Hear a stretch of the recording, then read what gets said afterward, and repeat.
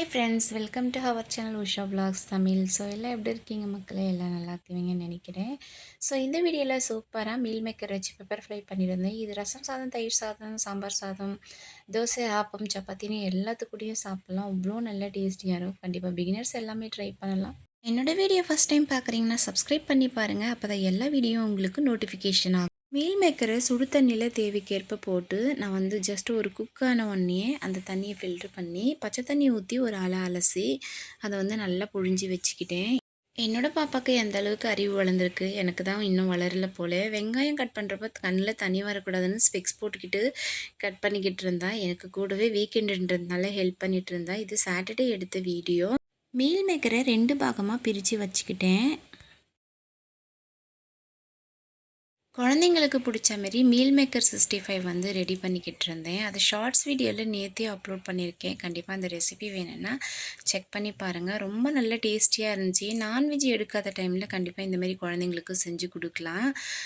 இந்த பெப்பர் ஃப்ரைக்கு வந்து அரை ஸ்பூன் மிளகு, அரை ஸ்பூன் ஜீரகம், அரை ஸ்பூன் சோம்பு, 2 துண்டு வந்து லவங்கம், ஒரு சின்ன துண்டு பட்டை, 3 வரமிளகாய். இதை வந்து நல்லா ட்ரை ரோஸ்ட் பண்ணிக்கலாம். நல்லா வறுத்துக்கணும். அப்போ தான் நல்லா டேஸ்டியாகவே இருக்கும். என்னோடய பாப்பா வீக்கெண்டுன்றதுனால எனக்கு கூடவே ஹெல்ப் பண்ணிக்கிட்டு இருந்தா.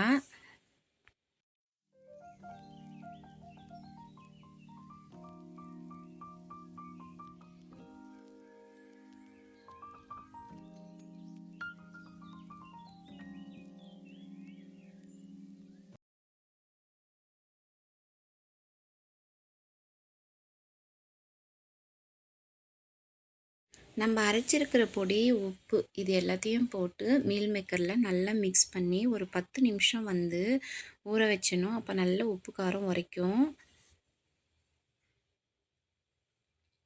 அப்படியே மீல் மேக்கர் 65 கூட சைட் பை சைடாக அன்றைக்கி செஞ்சிட்ருந்தேன். இது சாட்டர்டே எடுத்த வீடியோ.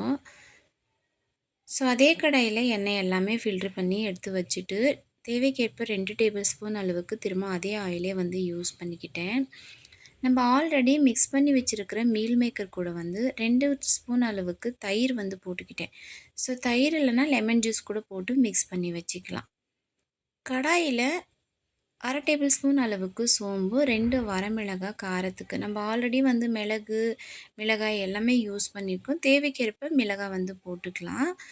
ஸோ நிறைய கொஞ்சம் வெங்காயம் போட்டுக்கலாம். கூட தக்காளி எதுவுமே போட போகிறதுன்றதுனால நல்லா 1 வெங்காயம் சின்ன சின்னதாக கட் பண்ணி வந்து அதையும் வந்து சேர்த்து நல்லா வந்து வதக்கிக்கிட்டேன்.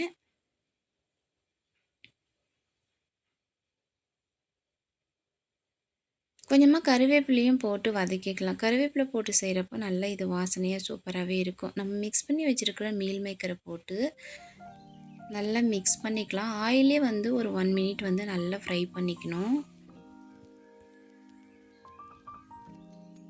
கூட 1/4 டேபிள் ஸ்பூன் அளவுக்கு மஞ்சத்தூள், அரை டேபிள் ஸ்பூன் அளவுக்கு மிளகாய்த்தூள், அரை டேபிள் ஸ்பூன் அளவுக்கு வந்து கரம் மசாலா போட்டுட்ருக்கேன். ஸோ எல்லாத்தையும் போட்டு நல்லா வந்து மிக்ஸ் பண்ணிக்கிட்டேன்.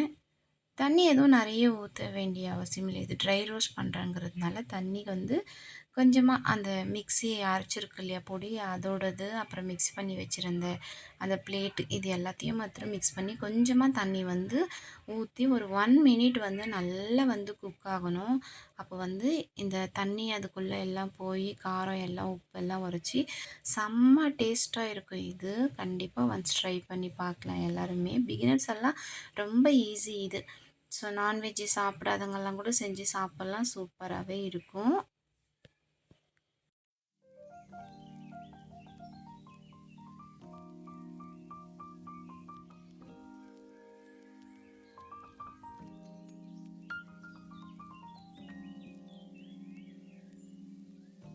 அப்படியே வந்து ஒயிட் ரைஸில் மிக்ஸ் பண்ணி சாப்பிட்றப்ப கூட செம்ம டேஸ்ட்டாக இருக்கும். கண்டிப்பாக வந்து ட்ரை பண்ணி பார்க்கலாம்.